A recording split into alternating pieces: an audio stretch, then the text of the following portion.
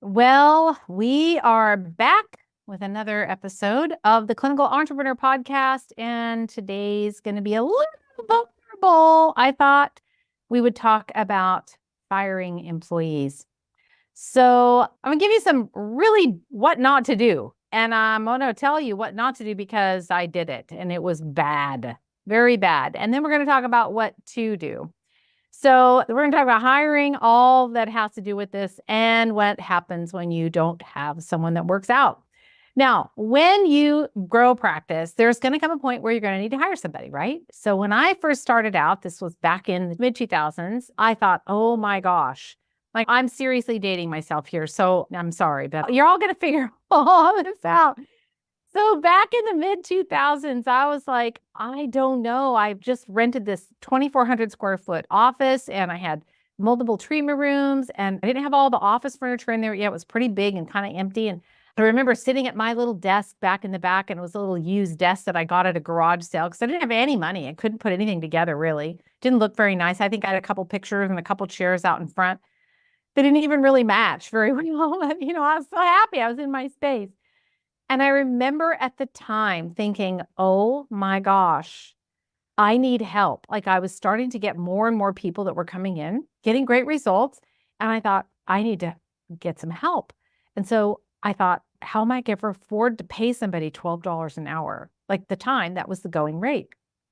And it just felt so overwhelming to me. I was like, oh my gosh, I'm never going to be able to make that. I'm never going to do it. How am I going to do it? I got to hire somebody. I need some help.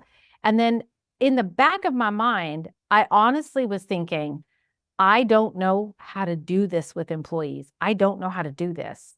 I was in a situation where I could manage someone else's employees if I worked for them. Like I used to run a big chiropractic clinic. And I could manage those employees just fine because they weren't mine. I was the boss, but I was working for someone else. So I was doing the work on behalf of someone else. So I could always kind of deflect the blame like, oh, well, he said blah, blah, blah. But now I was the top of the ladder and I'm the one that is working directly with them. And I'm the one that has to decide whether they stay or they go. So I hired this very first person. And she just was really nice. She was just nice. That's all I'm going to say. She was very nice. Like, I'm not lying.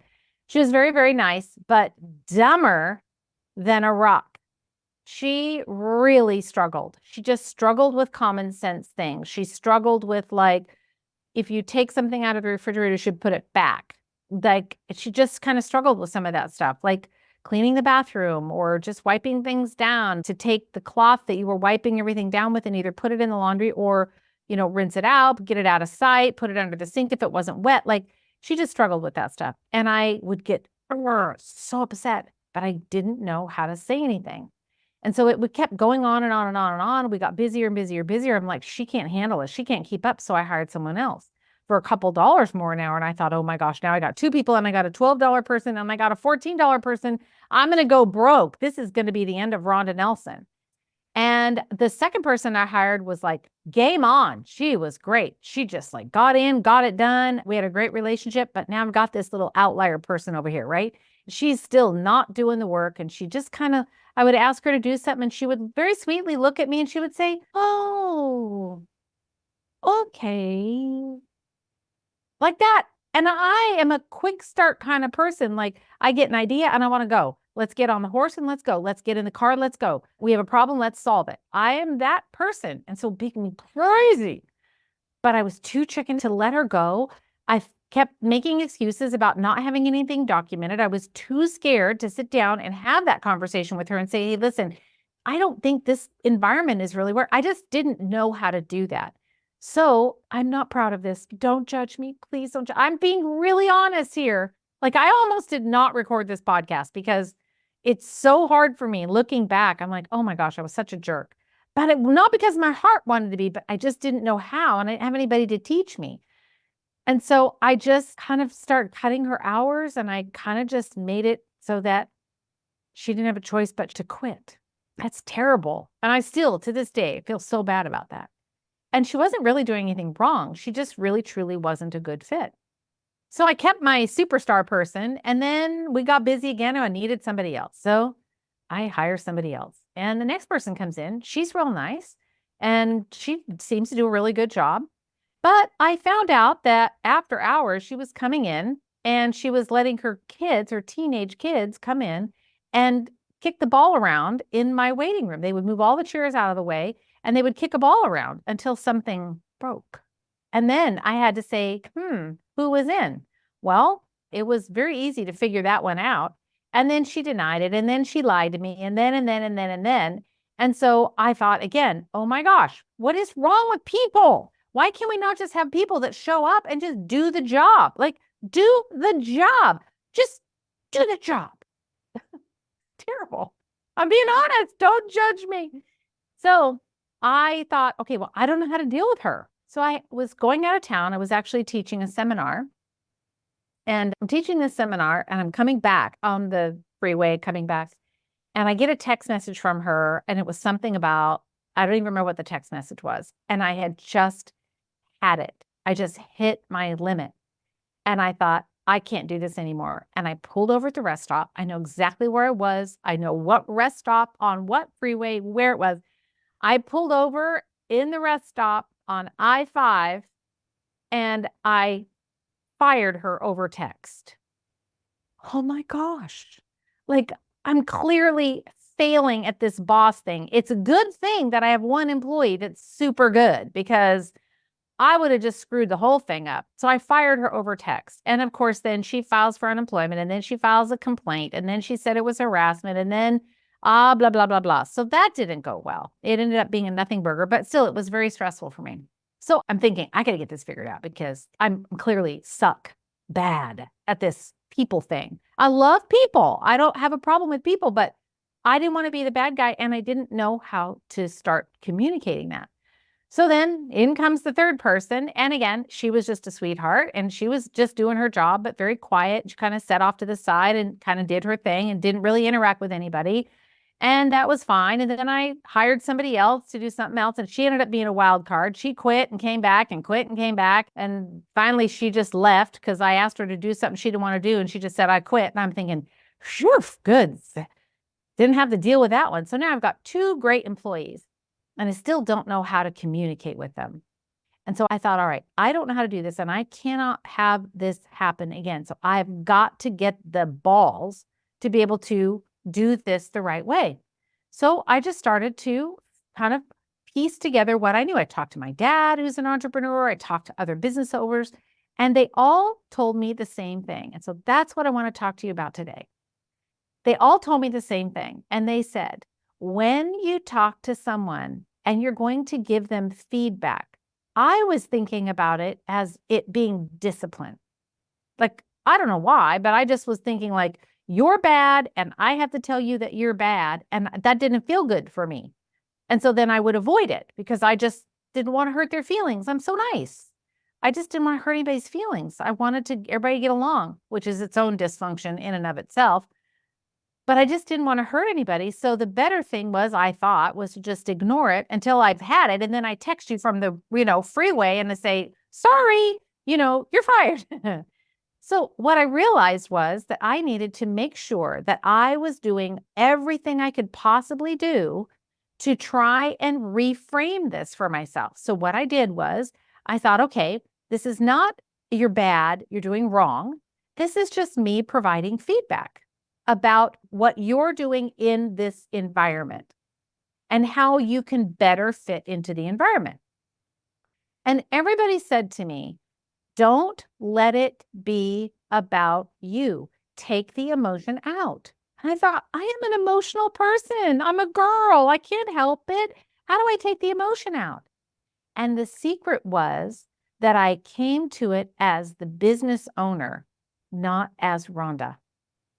So let me explain what that means. As a business owner, I'm representing my business. I am responsible. Now I use the language of like a CEO, right? You've heard me say this. But as a CEO of the business, my number one job is to protect the viability, the profitability, and the people in the business. That's my job. So if I have a people problem in the business, it's my job on behalf of the business. The business entity with an EIN, it has its own social security number for a business. It's like a person. That business person has hired me, technically, according to the IRS, but I am the person who's responsible for managing, babysitting the business. So when there's something happening that's not working in the business, it's my job to talk about how we can make it work better for the business. And if that involves a person, or it involves a piece of software, or it involves a vendor, or it involves somebody who's blowing snow, I don't know, whatever it is, my job is to make sure that the business is working at peak performance. And this was a heavy shift for me to make because, again, in the back of my mind, I'm thinking, well, I just don't want to hurt anybody's feelings. But what was happening was I was ending up creating more stress and tension for myself and creating an environment that they weren't thriving in either. And I either forced them to quit or fired them via text. Like, it was bad. So when I started to think about it through a different lens, same outcome, different perspective, I went, oh, how would a business owner do that then? So a business owner is going to evaluate the situation. Here's what's working. Here's what's not working. And here's what I need to have happen. Or not what the business needs to have happen. And when I was able to remove myself from the emotion of it and put on my CEO hat, it was so much easier to have those conversations. So now that was back in the mid 2000s. So there's been several hiring and firing and all the things going on. So I want to bring you up to speed to current now. So right now I own a med spa in Seattle, and then I also have the consulting business, and this is what the podcast is about, right? And where I work with practitioners, which is my love. The med spa, I have it and it's fine and it works and it runs and it's a great little business and I'm happy with that. But my love is doing this business coaching. You can tell I'm like super passionate about it. So recently I had some staff turnover. And so I had to kind of temporarily relocate back up to Seattle in order to get the business kind of turned around. So now I am getting the business turned around, and that means I have to hire. So I put the ad out, and within 20 minutes, I get an applicant. I'm like, the angels and God are smiling at me. This is awesome. She's perfect. She's like 65 and she's just got lots of experience doing exactly the kinds of treatments and med spa treatments that I need her to do within her license. And I'm thinking, oh my gosh, she's perfect. She comes in, she's just delightful. She's really sweet. She's got 20 plus years of experience. I'm like, oh my gosh, I could not do any better than this. And I am so wanting to get back to my home in Las Vegas and get out of Seattle. I'm like, this is perfect. She will work fine. I didn't do any personality testing that I normally would do. I jumped the gun and I hired her, and it didn't work out at all. Not at all. I'm not even going to go there. It was not a good situation for the business, for me, or for her. And I knew that I was doing a huge disservice for her by keeping her. I knew that I was doing a disservice. And so I had to get clear about how I wanted to communicate that with her. I didn't want to force her out because I wanted to respect her. And I didn't want to fire her over a text message, or I didn't want to get angry and be frustrated and angry. And there was a little bit of that, but it was just because I brought in someone without making sure and following my process, my hiring process, to make sure that she was really, really a good fit. So I had to really think about this. And so what I did, here's what I did. I called her one day. She wasn't working that particular day. And I just thought, it's the kindest thing that I can do is to just have a conversation with her. So I called her up and I said, hey, listen, I said, I want you to know how much I love having you here and how much I appreciate you. I appreciate, your knowledge and your background. And she goes, out of her mouth, before I could ever say anything, out of her mouth, she said, yeah, it's not working, is it? And I said, no, I don't think it is. And I said, I really wanted it to work. I wanted it to work for me and I wanted it to work for you. And she goes, yeah, I've been meaning to have a conversation with you too. But that happened because I put aside my maybe irritation or frustration, and it wasn't necessarily her fault. It was just me being a go, go, go, go, go, that it wasn't a good fit either way. Personality wise, I don't think it was a good fit. And so when I stopped long enough to pull myself out of it, like my emotion out of it, and I looked at it, what does the business need? What does this business need? The business needs someone who can come in, evaluate, stay on task, do the things, follow through, use the software, have the ability to kind of connect all those dots and do it in an efficient way. That's what the business needs. And that was what she wasn't able to do. And it's not right or wrong, good or bad, doesn't matter. The point is that it wasn't a good fit. But when I could take my emotion out of it and I put on my business CEO hat, rather than my clinical hat, rather than my friend hat, because I want to be friends. Fun is a core value for me. Relationships are important to me. I want that to happen. But I had to put all of that aside and I just had to come at it from a very business perspective. And I just opened the can of the conversation. And she was like, oh, and for her, she said, thank you, because I really didn't know how to bring it up to you, because I know how badly you wanted to hire someone so that you could get back home to Las Vegas. And I said, it's okay. It's okay. Because if I need somebody, I will just per diem you in. She said, oh, that'd be great. And the relationship was fine. We saved it. She's happy. I'm happy. I can use her when I need to. And it just worked fine. So I went back and I was by myself again. And I thought, okay, I'm going to hire one more. I got to keep trying. I got to keep trying. Now, this would have melted me down. I would have been in a big old heap like, what's wrong with you, Rhonda? Why can't you hire? You're just not very good at it. You choose wrong. What's wrong with you? You are such a bad boss. You are such a bad hire. You are too hard to work for. You know, all that stuff that goes around in your brain, right? And I was like, no, I'm not doing that. I'm going to try again. I'm going to get right back on the horse. Off I go. Ad still running. I interviewed somebody else and I thought, she's going to be great.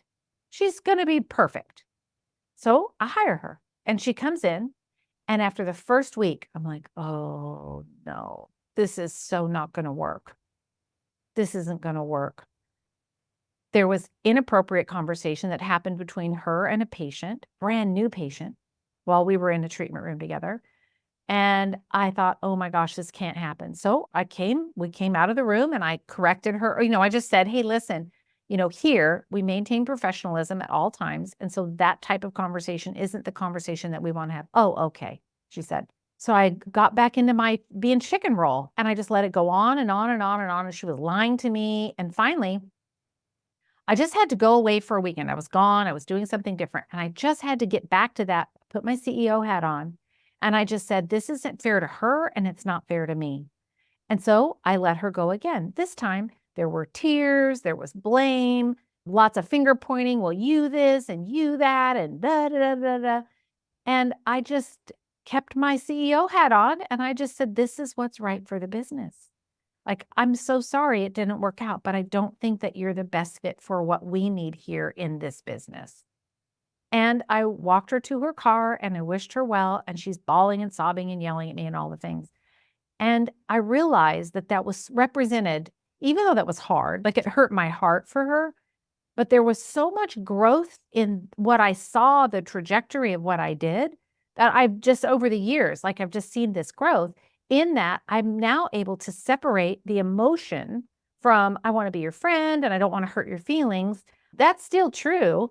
But I also know that I'm charged with the responsibility to do what's right for the business. And that was the big distinction. And when I came at it from that perspective, having the conversation just became so much easier. So when you have someone that you need to let go, here are the things that I want to tell you first that you need to have in place before you put your CEO hat on and you actually have the conversation. This is just from a legal perspective, right? A CYA, right? We're going to make sure you're safe. If you have someone that you really don't feel like it's a good fit, you're going to have the conversation with them. Conversation number one. And you're going to have that conversation and you're going to document it and you're going to recap it. And then you're going to ask them to repeat it back to you. Tell me when you're done having the conversation, you're going to ask them to repeat back what they heard. And then you're going to give them a little document for them to sign because you want to make sure that they heard you correctly, that you're on the same page. The person signs it. And this is like, we're going to make sure that we don't do this moving forward.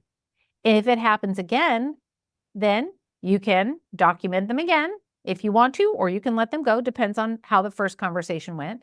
But again, you're having this conversation from the business owner. You're not having this conversation as an emotional, I'm going to use a female boss, because I don't know, you men maybe don't get so emotional about this, but it hurts us. Like, as women, we're like, oh, I don't want to make you feel bad. But as a CEO, it's my job. Not to make you feel bad. It's my job to protect the interests of the business, of the company. And so when I sit down and have a conversation, I can still be kind, I can still be loving, I can still say what's true, but it's the most compassionate thing I can do is to have a conversation with someone and just let them know, listen, this is how our culture works, and this is what I'm seeing. Can you help me understand what's happening? Or I might say, hey, listen, I'm seeing this happen, and this is how our culture works. So we need to do some things that don't have that happen anymore. We need to do, maybe it's some attitude, or maybe we need to do some additional training. Maybe the person just doesn't know, whatever the situation is, but then you're going to document it. And then the third time comes. Now, my husband always says, I never fire anyone. And when he first told me that, I thought, what? You had a big old company and a whole bunch of employees. He said, I never fire anyone. They fire themselves. And I went, oh. But they fire themselves when you've had the appropriate conversation with them. Don't fire somebody over a text. That's not fair, because I hadn't had nor documented appropriately what had happened. Don't silent force somebody out. That doesn't have any integrity. The right thing would have been to have a conversation. But since that time, I now can pull out my emotion and just say, no, this is how the company culture works. This is what I'm seeing, and I don't think it's fitting well. So what are we going to do about that? How do we solve this problem together? Now there's no emotion, and nobody's mad. I'm not mad. And then the other person does what they do. And if they say, well, you this and you that, I can say, it just sounds like I don't know that this is going to be the right environment for you. Let's see if we can find a different place that's going to be a better fit for you. And we can release you back out in the workforce where you can find a position that's better suited for you. You see how that's so kind? It's so much kinder than texting someone or forcing them out. Or what I see often when I talk to practitioners about their staff is the practitioners are just get grumpy about, well, my front desk staff does this, or they do that, or they're not finding things to do, or they're on their phone all the time. Listen, newsflash, friend, that's your fault, because you're not having these honest conversations with them. And there's no mad emotion involved. Remember, we take our emotion out and we put on that CEO hat and we say, my responsibility, I have an obligation to this corporation to do what's in the best interest of the business. And the best interest of the business means that it's in the best interest of our customers, clients, patients. Therefore, what's happening out over here with you, friend, isn't working in here. And so let's have a conversation about how we can fix that. And most of the time, people are like, okay, thank you for telling me. And I really do want to get this fixed. Sometimes people just don't even really know. But when, as a leader, as a CEO and as a leader, if you own your own business, it's the kindest thing that you can do is to be authentically honest with your staff, with an employee, so that you don't end up throwing them under the bus later. That is not kind. I want you to be able to have the confidence to be able to have a communication with someone, let them know, oh, this is not working in our culture. How can we get this fixed? And then it's a non-threatening conversation, unless they go off sideways. And then you can decide whether you're going to write them up, have them sign, or you're just going to let them go. But when there's no emotion involved, it's really, really much easier to do. So no judgment, right? We all make mistakes. These are not my most proudest things, because I really do love people. And I love taking care of people. And I have such a great team right now. Oh my gosh, I have the best team ever. And sometimes it takes you a few tries to get it right. Here in the med spa in Seattle, that's where I am right now. I just hired somebody 5 weeks ago, and she's like my dream. She's just amazing. She's teachable. She always says to me, I want to go to Ronda school. Teach me how to do this. I want to go to Ronda school. I'm like, oh, girl, you're speaking my language. Like, I love to teach and I want to share with you what I know. And she's just wonderful. But I had to go through 2 hard ones to get her. So don't beat yourself up if you're not getting it right. It's all right. It's all right. But look at what you're learning, though. That's the gift, right? You are learning. You are learning so much about hiring and firing and what to look for in people, how to read people, how to not be in a hurry. For me, I just did it again, right? Earlier this year, I'm like, oh, you were the first response from the ad and you've got all these qualifications. Perfect. She was not a good fit. And it wasn't because she wasn't a lovely woman. She just wasn't a good fit for the culture. But that's my job and that's your job to protect the culture, protect the company. Remember, you're protecting your culture, you're protecting your people, and you're protecting your staff. And you're protecting your product, like how you're delivering your product to your clients or patients. That's your job. And the people that help you do that have to be the perfect fit. It has to be like a hand in a glove.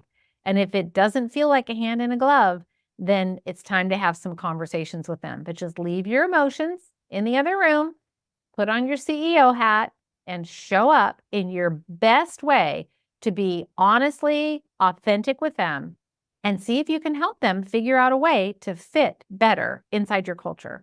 So I hope this is super helpful for you. As you probably guess, there's a lot more about this inside Clinical Business Academy, which is my superstar flagship. I love my heart and soul are in program, along with Clinical Academy. Of course, I haven't talked about that too much here lately, but Clinical Business Academy, if you want more information or you really want to know how to implement these kinds of strategies in your business, just go to rondanelson.com/CBA. All right, friends, talk to you soon.